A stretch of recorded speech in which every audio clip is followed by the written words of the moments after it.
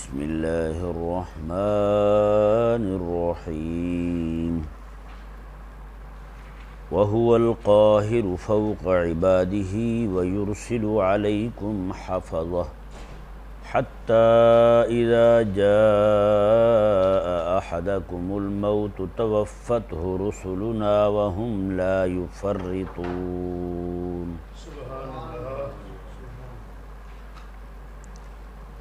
جیسا کہ آپ کے سامنے پہلے کئی بار بیان ہو چکا ہے کہ ان صورتوں کے اندر، مکی صورتوں کے اندر اللہ تبارک و تعالی نے عقائد کا زیادہ بیان فرمایا ہے۔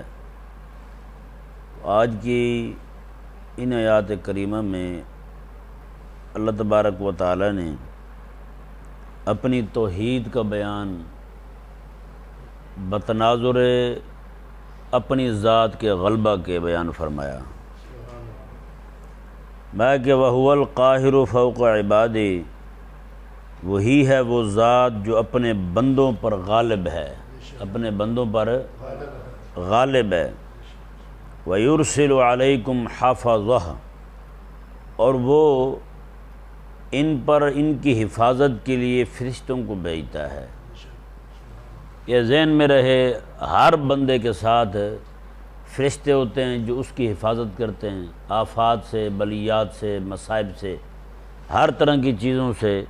یہاں تک کہ بندہ سویا ہوتا ہے تو اس کی حفاظت کے لیے فرشتے مامور ہوتے ہیں، بیدار ہوتا ہے، جاگ رہا ہوتا ہے تو اس کی حفاظت کے لیے، جب تک اللہ تبارک و تعالی کا ارادہ اسے زندہ رکھنے کا ہوتا ہے تب تک وہ اس کی حفاظت کرتے ہیں۔ جب اللہ تبارک و تعالیٰ کا ارادہ اسے مارنے کا ہوتا ہے تو پھر وہی فرشتے اس کی موت کا سبب بنتے ہیں۔ یہاں تک کہ بندہ مومن کے ساتھ تو زیادہ حفاظتی فرشتے ہوتے ہیں، جیسے حفاظت کرنے والے آقا علیہ السلام کا فرمان شریف ہے، رات کے وقت کو بندہ مومن وضو کر کے سو جائے تو فرشتہ جو ہے اس کے ساتھ کھڑا اس کی ہر کروٹ پر اس کے لیے دعا مانگتا رہتا ہے، اس کے لیے بخشش کی دعا مانگتا رہتا ہے، اس کی حفاظت پر مامور ہوتا ہے۔ جی اللہ تعالیٰ نے ارشاد فرمایا حتی اذا جاء احدکم الموت، یہاں تک کہ جب تم میں سے کسی کی موت کا وقت آتا ہے تو توفتہ رسولنا، اس کو موت دیتے ہیں ہمارے بھیجے ہوئے فرشتے۔ وہم لا یفرطون، پہلے وہی حفاظت کرتے ہیں، جب ہمارا حکم آ جائے کہ اسے مارنا ہے تو پھر ہمارے حکم میں وہ کوتاہی بھی نہیں کرتے، لا یفرطون، کسی طرح کی کوئی کوتاہی نہیں کرتے۔ اللہ اکبر۔ ثم ردوا الی اللہ مولاہم الحق، میں پھر تمہیں لٹایا جائے گا اس اللہ کی طرف جو ان سب کا سچا مولا ہے، جو ان سب کا سچا مولا ہے۔ الا لہ الحکم، خبردار حکم تو اسی کا ہی چلنا ہے۔ جی یہاں دیکھیں اللہ تبارک و تعالی نے دو طرح کے احکامات دیے۔ ایک تو حکم اللہ تبارک و تعالی نے اپنے پاس ہی رکھا، جی انسانوں پر غلبہ اللہ تبارک و تعالی کو حاصل ہے، وہ غلبہ جو ہے وہ کبھی بھی کسی بھی لمحے آگے پیچھے نہیں ہو سکتا۔ جی یعنی اللہ تبارک و تعالی نے پوری کائنات کو چلانا ہے، سورج کس وقت نکلنا ہے، کس وقت غروب ہونا ہے، جی اور کس وقت جو ہے کس نے مرنا ہے، کتنے سانس کس نے لینے ہیں، کس کے ہاں کس نے پیدا ہونا ہے، کتنے بچوں نے پیدا ہونا ہے، جی کس کی روزی کیسے اسے میسر آنی ہے، یہ سارے کا سارا نظام اللہ تبارک و تعالی نے اپنے پاس رکھا ہے۔ جی اور ایک دوسرا نظام ہے جو اللہ تبارک و تعالی نے اپنے حبیب کے ذریعے دیا ہے، نظام شریعت، وہ اللہ تبارک و تعالی نے بندوں کے ذمہ لگایا، یہ تم نے نافذ کرنا ہے، یہ تم نے نافذ کرنا ہے۔ ہاں جو اس کے نظام کے نفاذ کے لیے کھڑا ہو جائے اس کی مدد رب تبارک و تعالیٰ ضرور فرماتا ہے، جو اس کے نظام سے ٹکر لینے لگ جائے اس کو اللہ تبارک و تعالیٰ پھر عذاب میں بھی مبتلا فرماتا ہے۔ یہ اگلی آیت مبارکہ میں اللہ تبارک و تعالیٰ نے یہی بیان فرمایا ہے۔ یہ دیکھیں اللہ تعالیٰ نے ارشاد فرمایا کہ الا لہ الحکم، خبردار حکم اسی کا چلتا ہے، ہاں اسی کا حکم چلے گا۔ وَهُوَ أَسْرَعُ الْحَاسِبِينَ، تم میں سے کسی کے ذہن میں یہ ہو کہ حساب لے گا تو پتہ نہیں کتنے ہزار سال لگ جائیں، کتنے جناب وہ مہینے لگ جائیں، کتنے ہفتے لگ جائیں، نہ میں حساب رب تبارک و تعالیٰ نے لینا، وہ اسرع الحاسبین، وہ تمام حساب لینے والوں میں جلدی حساب لینے والا ہے۔ اور میرے کریم آقا صلی اللہ علیہ وآلہ وسلم نے ارشاد فرمایا، حضرت آدم علیہ السلام سے لے کر قیامت تک آنے والے جتنے بھی لوگ ہیں جی، جن کا حساب رب تبارک و تعالیٰ نے لینا ہے، تو میں وہ اتنے وقت میں حساب لے لے گا جتنے وقت میں تم دنیا کے اندر 2 نفل پڑھ لیتے ہو۔ اندازہ لگائیں، اتنے وقت میں حساب لے لے۔ آپ اس بات کو یوں سمجھیں نا، جیسے مثال کے طور پر آپ صرف ایک شہر لاہور کو روشن کرنا چاہیں رات کے وقت، کتنا ٹائم لگے گا؟ پورے شہر کو روشن کرنا چاہیں جی، سال ہر سال درکار ہوں گے جی، پورے شہر میں کہیں پہ ایک جگہ پہ بھی اندھیرا نہ ہو، ہر جگہ روشنی روشنی ہو، کتنا ٹائم لگے گا؟ اور بتائیں روزانہ رب تبارک و تعالیٰ پوری دنیا کو روشن کرتا ہے، کتنی دیر لگتی ہے؟ پوری دنیا میں ایک دم اندھیرا ہو جاتا ہے، کتنی دیر لگتی ہے بتائیں؟ یہ خالق اور مالک وہ ہے جی جو رب تبارک و تعالیٰ جو ہے آنن فنن اسی طرح کر کے حساب لے لے گا پوری کائنات کے لوگوں کا۔ اللہ اکبر۔ رب تبارک و تعالیٰ نے ارشاد فرمایا جی یہاں مشرکوں سے ذرا خطاب ہو رہا ہے، اور رب تعالیٰ نے فرمایا حبیب آپ ہی ان سے پوچھیں ذرا، قل حبیب آپ فرمائیں من ینجیکم من ظلمات البر والبحر، میں کون ہے وہ جو تمہیں خشکی اور تری کے اندھیروں سے نجات دیتا ہے؟ تدعونہ، جب تم اسے پکارتے ہو، تضرعا و خفیہ، گڑ گڑاتے ہوئے اور آہستہ آہستہ دل میں، کون ہے تمہیں جو نجات دیتا ہے؟ اور تب تم یہ کہہ رہے ہو تو لئن انجانا من هذه لنکونن من الشاکرین، اگر ہمیں اللہ تبارک و تعالیٰ اس مصیبت سے نجات دے دے تو ضرور ہم اس کے شکر گزار بندے بن جائیں گے۔ یہاں نجات دے دے ہمیں رب تبارک و تعالیٰ تو اس کے شکر گزار بندے بن جائیں گے۔ شکر گزاری یہ ہے کہ ہم اس کی توحید کے ماننے والے بن جائیں گے، اس کے علاوہ کسی کو نہیں پکاریں گے، اس کے علاوہ کسی کی عبادت نہیں کریں گے، اسی کو ہم معبود برحق سمجھیں گے۔ رب تبارک و تعالیٰ نے فرمایا حبیب انہوں نے جواب دینا نہیں، قل اللہ، آپ ہی فرما دیں اللہ ینجیکم منہا ومن کل کرب، اللہ تبارک و تعالیٰ ہی ہے جو تمہیں اس طرح کی تکلیف سے، ومن کل کرب، اور ہر طرح کی تکلیف سے تمہیں نجات دیتا ہے، ثم انتم تشرکون، جیسے وہ تکلیف ختم ہوتی ہے پھر تم شرک شروع کر دیتے ہو۔ آج کوئی بندہ بیمار ہو جائے نا، تکلیف ہو جائے تو کہتا ہے یا اللہ اگر مجھے شفا دے دے بڑی نمازیں پڑھوں گا میں، ایک نماز میری نہیں رہے گی۔ جیسے شفا یاب ہوتا ہے پھر کہتا ہے کون سی نمازیں اور کون سی باتیں، وہ جا رہا ہوتا ہے پھر بیماری میں وہ پکارتا ہے رب تبارک و تعالیٰ کو، بیماری میں وہ دین خالص کر لیتا ہے رب تبارک و تعالیٰ کے لیے، جیسے شفا یاب ہوتا ہے پھر حال اور لچھن اس کے وہی آ جاتے ہیں۔ اللہ اکبر کبیرہ۔ اللہ تبارک و تعالیٰ نے اس آیہ کریمہ کے اندر ارشاد فرمایا جی یہ دیکھیں، قل هو القادر على ان يبعث عليكم عذابا من فوقكم او من تحت ارجلكم، میں اگر تم نے میرا دین قبول نہ کیا اور میرے دین کے ساتھ مخلص نہ ہوئے، میرے دین کو غالب نہ کیا تو پھر میں کیا کروں گا؟ یہ دیکھیں جی، یہ دین کو غالب نہ کرنے کی صورت میں اور دین کو نہ ماننے کی صورت میں رب تبارک و تعالیٰ کی پکڑ کیسے آتی ہے، یہ ذرا ملاحظہ فرمائیں، اور آج اپنے آپ کو بھی دیکھیں آج ہمارا حال کیا بن چکا ہے۔ قل حبیب آپ فرمائیں هو القادر، وہ قادر ہے رب تبارک و تعالی، علی ان یبعث علیکم عذابا من فوقکم، کہ رب تبارک و تعالی تم پر عذاب بھیجے تمہارے اوپر سے، او من تحت ارجلکم، اور تمہارے نیچے سے، او یلبسکم شیعا، اور یا تمہیں تمہارے فرقے بنا دے، تمہارے گروہ بنا دے، تمہاری جماعتیں تحریکیں بنا دے، ویذیق بعضکم بعض بعض، اور پھر تمہیں ایک دوسرے پر مسلط کر دے، ایک دوسرے پر مسلط کر دے۔ یہ جو عذاب رب تعالیٰ نے فرمایا نا اوپر سے عذاب آئے، اس کے متعلق یہ آپ پہلے بھی پڑھ چکے ہیں کئی بار کہ اوپر سے بارش کا عذاب آیا، آندھی طوفان آئے پچھلی قوموں پر، پتھر کی بارش ہوئی، ہاں جی، ابرہا جو تھا وہ کعبے پر حملہ کرنے کے لیے آیا تو پرندوں نے، ابابیل نے اوپر سے پتھر برسائے، کنکریاں برسائیں، اور نیچے سے عذاب جو ہے حضرت نوح علیہ السلام کی قوم پر جب بارش آ رہی تھی اوپر سے تو نیچے سے پھر طوفان آ گیا، تندور ابل پڑا ہے جی۔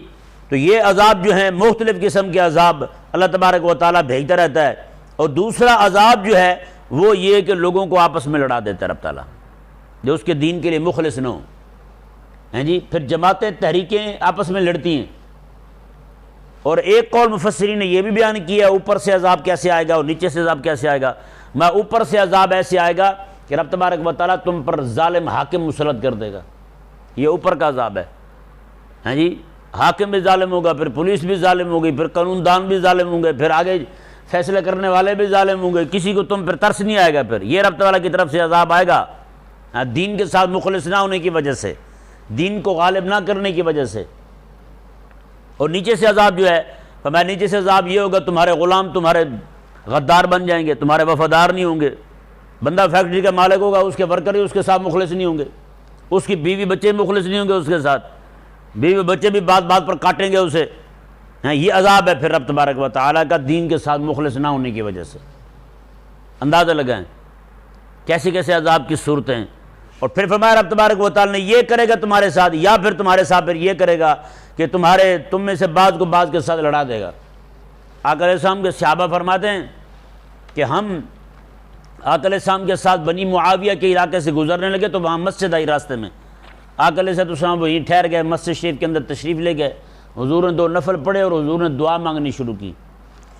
واپس آئے دعا مانگ کے تو حضور نے ہمیں بتایا میں نے دعا مانگی تھی رب تعالیٰ سے، ایک تو یہ کہ یا اللہ میری امت جو ہے وہ غرق ہو کے نہ مرے، رب تعالیٰ نے یہ دعا قبول کر لی ہے۔ اور پھر یہ دعا کہ مولا میری امت بھوک سے بھی نہ مرے، ان کو دینا روٹی روزی، اللہ تبارک و تعالیٰ نے یہ دعا بھی قبول کی ہے۔ اور تیسری دعا حضور نے یہ مانگی یا اللہ میری امت آپس میں نہ لڑے، اللہ تعالیٰ نے فرمایا حبیب پیارے یہ دعا نہ مانگے، یہ ضرور لڑیں گے، یہ میرا فیصلہ ہے، یہ لڑیں گے آپس میں، ہیں جی۔ اور کریم آقا علیہ السلام نے ارشاد فرمایا کہ میں لا ترجعوا بعدی کفارا، میں میرے بعد تم کفر کی طرف نہ لوٹ جانا۔ صحابہ عرض کرتے ہیں یا رسول اللہ ایسا کیسے ہوگا؟ آقا علیہ السلام نے فرمایا کہ میرے بعد تم آپس میں لڑنا شروع ہو جاؤ گے، ہیں یہ لڑنا آپس میں، اسی کو آقا علیہ السلام نے سختی کے ساتھ منع فرمایا۔ اور یہ آپ حیران ہوں گے، یہ ابھی ایام چل رہے ہیں حضرت عثمان غنی رضی اللہ تعالیٰ عنہ کی شہادت کے، 18 ذوالحج شریف کو آپ کی شہادت ہے۔ آپ رضی اللہ تعالیٰ عنہ نے جب آپ کا محاصرہ کر لیا گیا، عین آپ کی شہادت کا وقت آ گیا، آپ نے ارشاد فرمایا تھا لوگوں اگر تم نے مجھے شہید کر دیا نا پھر قیامت آ جائے گی، نہ تم کبھی اکٹھے کھڑے ہو کر نماز پڑھ سکو گے، تمام امت حضور کی نہ اکٹھی ہو کر نماز پڑھ سکے گی، اور نہ ہی کبھی اکٹھے ہو کر تم دشمن پر حملہ کر سکو گے، اسی طرح تتر بتر ہی رہو گے تم۔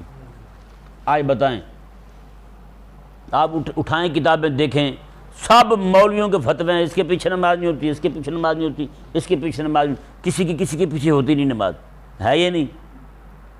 یہ حضرت عثمان غنی نے دنیا سے جاتے ہوئے کیا مرد کلندر کی زبان سے اب یہ الفاظ نکلے ہیں جی، آج تک پوری دنیا کے اندر امت اکٹھی ہو کر نماز نہیں پڑھ سکی۔ اور آپ نے پھر فرمایا تھا تم اکٹھے ہو کر کبھی کسی دشمن پر حملہ بھی نہیں کر سکو گے، ہیں آج تو اکٹھے ہو کر دشمن پر حملہ تو دور رہا، اکٹھے ہو کر دشمن سے اپنی حفاظت بھی نہیں کر سکتے، اپنا دفاع بھی نہیں کر سکتے، یہ حال ہو چکا ہے آج۔ نہیں سمجھ آیا مسئلہ؟ اور آج آپ دیکھ لیں اسی طرح کر کے پھر ملکوں کی لڑائیاں، ایک ملک مسلمان ہے دوسرا ملک مسلمان ہے، ان کی آپس میں لڑی ہوئی ہے، آپس میں نہیں بنتی ان کی۔ پھر ایک ملک ہے مسلمانوں کا تو اس میں آپس میں نہیں بنتی، کہیں زبان کے نام پر لڑائی ہے تو کہیں خاندان اور قبائل کے نام پر لڑائی ہے، ہیں جی۔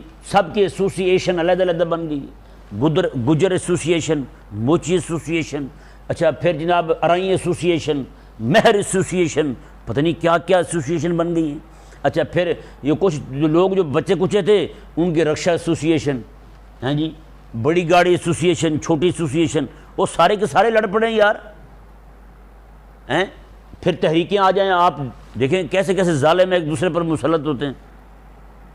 یہی عمران خان ہے، پچھلوں کی لتر پریڈ کر رہا تھا، آج وہی ان کی کر رہے ہیں۔ جو بھی اترے گا وہ اس کی ہوگی، جو چڑھے گا وہ کرے گا، اسے پتہ بھی ہوگا اگلی بار میں نے اترنا ہے، پھر اسی نے آنا ہے، پھر اس لیے میری طبیعت صاف کرنی ہے، لیکن پھر بھی کرتے جا رہے ہیں سارے کے سارے۔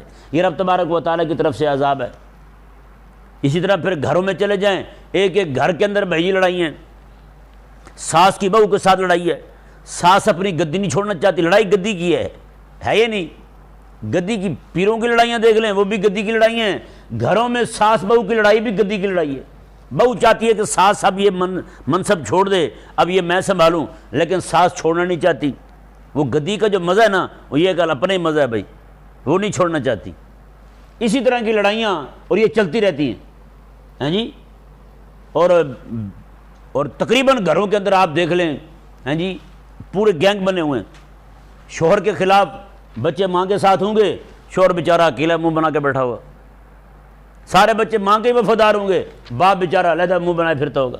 ہے یا نہیں ایسا؟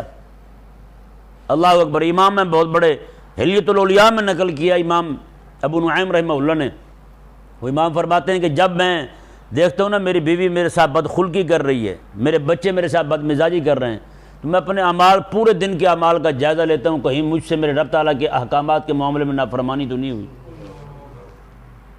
مطلب مجھ سے رب تبارک و تعالیٰ کے معاملے میں نافرمانی۔ اور یہاں تک اہل اللہ فرماتے ہیں کہ ہمارا جانور بھی اگر بدک پڑے نا، لات چھنڈک دے، اپنی ٹانگ چھنڈک دے، تو ماتے ہم سمجھ جاتے ہیں کہ ہم سے کوئی معاملہ ایسا ہوا ہے، رب تبارک و تعالیٰ کے احکامات کی مخالفت ہو گئی ہے، ورنہ یہ سرکش نہ ہوتا کبھی بھی، اس کی سرکشی بھی کسی بنا پر ہوئی۔ اللہ تبارک و تعالیٰ ہم سب کو محفوظ فرمائے۔ دیکھیں جی، رب تبارک و تعالیٰ نے ارشاد فرمایا، انظر کیف نصرف الآیات لعلہم یفقہون۔ اللہ تعالیٰ نے فرمایا ذرا دیکھو تو صحیح، ہم کیسے اپنی آیتوں کو پھیر پھیر کر بیان کرتے ہیں تاکہ ان لوگوں کو سمجھ آ جائے، ہیں جی، ان لوگوں کو سمجھ آ جائے، کوئی تھوڑی سی فہم حاصل کریں، لیکن یہ لوگ نہیں سمجھتے۔ اللہ تعالیٰ نے ارشاد فرمایا وَكَذَّبَ بِهِ قَوْمُكَ وَهُوَ الْحَقُّ۔ میں اللہ تبارک و تعالیٰ نے فرمایا حبیب پیارے، آپ کی قوم نے تو اسی حق کو جھوٹا کہہ دیا ہے، وَهُوَ الْحَقُّ، حالانکہ یہ تو حق ہی تھا، یہ تو سراپا حق تھا، اسی کو انہوں نے جھوٹا کہہ دیا ہے۔ میں حبیب پیارے یہ آپ سے مطالبہ کرتے ہیں عذاب کا، قل حبیب آپ انہیں فرما دیں لست علیکم بوکیل، میں تم پر کوئی دروغہ بن کے نہیں آیا، میں تم پر دروغہ بن کے نہیں آیا کہ تم مجھ سے اس طرح کے مطالبے کرتے ہو۔ لکل نبأ مستقر، اللہ تعالیٰ نے فرمایا کہ ہر خبر کا ایک وقت مقرر ہے، ہر خبر کا ایک وقت مقرر ہے، میں کہ جب وہ آئے گی نا، وقت آئے گا تو وہ خبر تمہیں بھی مل جائے گی۔ جو پیچھے جو ہم نے تمہیں خبریں دی ہیں کہ فلاں فلاں پر عذاب آیا، میں تمہاری بھی خبر، ایک وقت آنے والا ہے، بدر سے خبر ہر طرف جائے گی کہ تم بھی مارے گئے ہو۔ ہاں، لکل نبأ مستقر، میں ہر خبر کا وقت مقرر ہے، جب وہ وقت آئے گا تو وہ خبر بھی پھیلی جائے گی۔ وسوف تعلمون، ان قریب تمہیں بھی لگ پتہ جائے گا، ہیں، ان قریب تمہیں بھی پتہ چل جائے گا۔ اللہ اکبر کبیرہ۔ یہ آیت مبارکہ دیکھیں جی، اللہ تبارک و تعالی نے ارشاد فرمایا کہ وَإِذَا رَأَيْتَ الَّذِينَ يَخُوضُونَ فِي آيَاتِنَا، میں جب تم لوگوں کو دیکھو کہ ہماری آیتوں کے بارے میں مذاق اڑا رہے ہیں، ہماری آیتوں کا مذاق اڑا رہے ہیں، تو فَأَعْرِضْ عَنْهُمْ، تو ان سے منہ پھیر لیجئے، ان کی مجلس میں نہ بیٹھیے، حَتَّى يَخُوضُوا فِي حَدِيثٍ غَيْرِهِ، یہاں تک کہ یہ بات چھوڑ کر کسی اور بات میں مصروف ہو جائیں۔ ہاں، کوئی اور بات کرنے لگیں تو پھر بیٹھ جاؤ، تمہیں اجازت ہے، لیکن جب یہ مذاق اڑانے لگے ہماری آیتوں کا، پھر تمہارے لیے جائز نہیں ہے ان کے پاس بیٹھنا۔ وَإِمَّا يُنْسِيَنَّكَ الشَّيْطَانُ فَلَا تَقْعُدْ بَعْدَ الذِّكْرَىٰ مَعَ الْقَوْمِ الظَّالِمِينَ، میں کہ ہاں اگر تمہیں شیطان بھلا دے، بھولے سے بیٹھ جاؤ ان کے پاس، جب تمہیں یاد آئے تو فَلَا تَقْعُدْ بَعْدَ الذِّكْرَىٰ، یاد آنے کے بعد پھر بیٹھنا ان کے ساتھ جائز نہیں ہے۔ کیوں؟ مَعَ الْقَوْمِ الظَّالِمِينَ، یہ ظالم قوم ہے۔ یہ کون ہے؟ ظالم قوم ہے۔ یہ ذہن میں رہے جی، یہ جو لوگ اس طرح کی مجلس ہو، امام راضی رحمہ اللہ فرماتے ہیں، اس طرح کی مجلس میں کہیں بندہ پھنس جائے اور پھر وہاں اٹھنے میں اس کی عزت کو خطرہ ہو، اس کی جان کو یا اس کی مال کو خطرہ ہو، تو پھر وہیں بیٹھے بیٹھے کسی اور کام میں مصروف ہو جائے، وہیں بیٹھے بیٹھے کسی اور کام میں مصروف ہو جائے، وہیں بیٹھ کر کسی اور کام میں مصروف ہونا بھی اسے ان کی مجلس کی نحوست سے اور ان پر آنے والے عذاب سے بچا لے گا۔ سمجھ آئے نا؟ جیسے آپ سفر کرتے ہیں، اب مجبوری ہے ہماری، غریب لوگ ہیں، بس میں سفر کرنا پڑتا ہے، اب بس میں سفر کر رہے ہیں، وہاں پہ فلمیں چلائی ہوئی انہوں نے، اب ڈرامے چلائے ہوئے انہوں نے وہاں منع بھی کریں، ایک بندہ منع کرنے کے لیے اٹھے تو سارے اس کے حمایتی کھڑے ہو جاتے ہیں، اور تو اور وہاں پہ خواتین بھی ان کے حق میں بولنا شروع ہو جاتی ہیں۔ اب بند کرانا بہت ناممکن تو نہیں ہے، لیکن مشکل ضرور ہو گیا۔ جو بیچارہ کھڑا ہوگا اس کی عزت بھی تار تار کر دیں گے، ذلیل کر دیں گے اسے بھی، بڑا آیا تو حاجی، بڑا بزرگ آ گیا تو بھائی، اس طرح کی باتیں کریں گے۔ تو یہ اب مشکل ہو گیا، ہمارا سفر کرنا بھی مجبوری ہے، وہاں بیٹھنا بھی بڑا مشکل ہے، جی بہت مشکل ہو گیا ہے۔ اب کیا کرے بندہ؟ بیٹھا وہ ہی رہے، لیکن وہاں بیٹھ کے اللہ اللہ کرتا رہے، اپنی توجہ بٹا دے ہیں، کوشش کر کے. کئی بار ایسا ہوا میں وہاں بیٹھا ہوں نماز شروع کر دیتا ہوں، لوگ ہی کھڑے ہو کہتے ہوں یار بندہ نماز پڑھ رہا ہے اسے تو بند کر دو. ہیں جی بندہ نفل شروع کر دے، سفر میں منہ قبلے کی طرف ہے گاڑی کا، ہیں بلکہ نفل پڑھ رہا ہے، سفر میں ہے تو گاڑی کا منہ جدھر بھی ہو نفل پڑھ سکتا ہے. آپ گاڑی میں بیٹھے نفل پڑھتے جائیں، وضو کیا آپ نے بیٹھ جائیں گاڑی میں نفل پڑھتے جائیں. آپ ہیں آپ ان سے بے شک بالکل جو ہے نا آپ کٹ جائیں گے. اب جو گناہ انہیں ملے گا وہ آپ کو نہیں ملے گا. ہاں اگر بندہ بیٹھ کے ذوق شوق کے ساتھ سننا شروع ہو گیا تو پھر وہ بھی گناہ میں شریک ہوگا.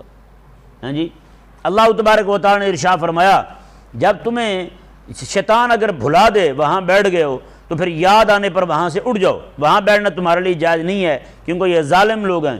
میں وما علی الذین یتقون من حسابہم من شیء. ہیں جی فرمایا کہ وہ لوگ جو پرہیزگار ہیں ان پر ان کے معاملے میں کوئی حساب نہیں ہوگا. اگر یہ بیٹھا وہیں پہ مجمع میں ہے لیکن یہ اس بات کو سننے سے بچ رہا ہے، دل میں نفرت ہے، بغض ہے، یار میں کیسے پھنس گیا یہاں پہ، دل میں اس کے احساسات یہ ہیں جذبات اس کے یہ ہیں میں کہاں پھنس گیا. تو رب تبارک و تعالی نے فرمایا پھر اس پرہیزگار سے حساب ان کا نہیں لیا جائے گا کہ انہوں نے کیا کیا ہے، پھر وہ اپنا حساب خود بھگتیں گے، اس سے کچھ نہیں پوچھا جائے گا. رب تبارک و تعالی نے فرمایا وَلَٰكِن ذِكْرَىٰ لَعَلَّهُمْ يَتَّقُونَ، لیکن یاد دہانی کرانا سمجھانا تاکہ وہ بھی پرہیزگار ہو جائیں یہ اس پر ضروری ہے. اگر وہ ایسی باتیں کر رہے ہیں تو اس پر یہ ضروری ہے کہ انہیں ایک بار سمجھائے ضرور. ہاں اسے پتہ ہے کہ یہ مان جائیں گے پھر یہ ضرور سمجھائے، ورنہ اسے پتہ ہے میں کراہت کا اظہار کروں گا پھر بھی یہ رک جائیں گے تو اتنا کراہت کا اظہار کرنا اس پر ضروری ہے تاکہ وہ لوگ باز آ جائیں. اللہ تبارک و تعالی نے ارشاد فرمایا وَذَرِ الَّذِينَ اتَّخَذُوا دِينَهُمْ لَعِبًا وَلَهْبًا، میں کہ انہیں آپ چھوڑ دیں جنہوں نے اپنا دین کھیل کود بنا لیا ہے، جن کا دین ہی کھیل کود ہے، کھیل کود کو دین بنائے بیٹھے ہیں انہیں چھوڑ دیں. وَغَرَّتْهُمُ الْحَيَاةُ الدُّنْيَا، اور انہیں دنیا کی زندگی میں دھوکے میں ڈال دیا ہے. وَذَكِّرْ بِهِ أَن تُبْصَرَ نَفْسٌ بِمَا كَسَبَتْ، اور فرمایا کہ اور نصیحت کریں انہیں اس قرآن کے ساتھ ان تبصر نفس بما کسبت، جو اپنی کمائی کی وجہ سے پکڑے گئے ہیں، ہاں جو اپنی کمائی کی وجہ سے گرفتار ہیں، جو ایسے کاموں میں پڑے ہوئے ہیں انہیں آپ بار بار سمجھاتے رہیں. لیس لہا من دون اللہ ولی ولا شفیع، میں کہ اللہ تبارک و تعالیٰ کو چھوڑ کر ان کا کوئی مددگار نہیں ہے، کوئی سفارش کرنے والا نہیں ہے. وَإِن تَعْدِلْ كُلَّ عَدْلِ اللَّهِ يُؤْخَذْ مِنْهَا، میں کہ اگر آپ ہر طرح کا عدل والا معاملہ کریں تو لا یؤخذ منها، تو کسی بھی معاملے میں پکڑ نہیں ہوگی. اولئک الذین ابسلوا بما کسبوا، میں یہی ہیں وہ لوگ جو اپنے اعمال کی وجہ سے پکڑے گئے ہیں، اپنے اعمال کی وجہ سے گرفتار ہوں گے، جہنم میں جائیں گے یہ لوگ. لہم شراب من حمیم، جہنم کا کھولتا ہوا پانی نے پلایا جائے گا، جہنم کا کھولتا ہوا. حدیث پاک میں ہے آقا علیہ السلام نے فرمایا کہ جہنم کا کھولتا ہوا جب پانی نے دیا جائے گا جیسے منہ کے قریب لائیں گے پورے منہ کا کھال جو ہے ادھڑ کے نیچے آ جائے گی، پورے منہ کا گوشت پوشت سارا ادھڑ جائے گا. ہیں جی اور پھر جب صحیح ہوگا پھر ان کو پیاس لگے گی پھر مانگیں گے مطالبہ کریں گے پھر انہیں دیا جائے گا. رب تعالیٰ نے فرمایا لہم شراب من حمیم، جہنم کا کھولتا پانی ان کو پینے کے لیے دیا جائے گا. وعذاب علیم بما کانوا یکفرون، اور دردناک عذاب دیا جائے گا انہیں بوجہ ان کے کفر کرنے کے. یہ ذہن میں رہے یہ ساری سزا ان کی بیان ہوئی ہے جو رب تعالیٰ کی آیتوں کا مذاق اڑاتے ہیں، رب کی آیتوں کا مذاق اڑاتے ہیں، ان کی سزا بیان ہوئی ہے جو رب تعالیٰ کے دین کا مذاق اڑاتے ہیں، جو ہمہ وقت رب تعالیٰ کے دین کو احکامات کو چھوڑ کر کھیل کود میں لگے ہوئے ہیں، یہ ان کی سزا بیان ہوئی ہے. ہیں جی یہ ان کی سزا بیان ہو رہی ہے جن کے پاس بجٹ میں رب تعالیٰ کے گھر مسجد کو دینے کے لیے 1 روپیہ نہیں ہے، جن کے پاس بجٹ میں مدرسے کو دینے کے لیے 1 روپیہ نہیں ہے. ہیں جی مسجد سے بھی 150 سے 200 روپیہ ٹی وی کا ٹیکس لیں، لیکن سینما جو ہے اسے 10 سال کے لیے ٹیکس فری کر دیں، 10 سال کے لیے ٹیکس فری کر دیں، سینما سے کوئی ٹیکس نہیں ہوگا. بھائی بتائیں یہ دین دشمنی ہے یا نہیں؟ ایسے بجٹ پیش کرنے والے ہیں جو مسجدوں پر فرعون بن کے ان سے جناب ٹی وی کے بھی ٹیکس لے لیں، جہاں ٹی وی نہیں چلتا وہاں سے 150 سے 200 روپیہ ٹیکس، تو یہ اربوں روپیہ بنتا ہے صرف پاکستان کی مساجد سے لیتے ہیں، جو مدارس سے لیتے ہیں. بتائیں جی مسجد میں کون سا ٹی وی چلتا ہے آپ کے؟ مدرسے میں کون سا ٹی وی چلتا ہے؟ اتنے مدارس ہیں لاکھوں کی تعداد میں مسجدیں ہیں، ہر مسجد سے بھی 200 روپے لیں تو بتائیں بات کہاں جا پہنچتی ہے؟ اتنا پیسہ رب تبارک و تعالیٰ کے نام پر جمع کیا ہوا حرام کھاتے میں جاتا ہے پیسہ۔ اب جتنے بھی فلمیں ڈرامے چلتے ہیں وہ سارے کا سارا وبال اگر وہ بھی راضی خوشی دے رہے ہیں وہ بھی انہی کے کھاتے میں پڑے گا۔ ہاں جو بیچارے جا کے انہیں کہتے ہیں بھی ہمارا کارڈ دو، بھی ہمارے ہاں ٹی وی نہیں ہے، وہ تو بری ذمہ ہو جائیں گے، لیکن جو راضی خوشی دے رہے ہیں وہ کہتے ہیں ٹھیک ہے جی بنتا ہے جی، وہ ان کی بھی پکڑ ہوگی۔ جتنے ڈرامے بنیں گے فلمیں بے حیائی کی چلیں گی، اس کا جو سزا ہے وہ ساری کی ساری سب کے کھاتے میں جائے گی۔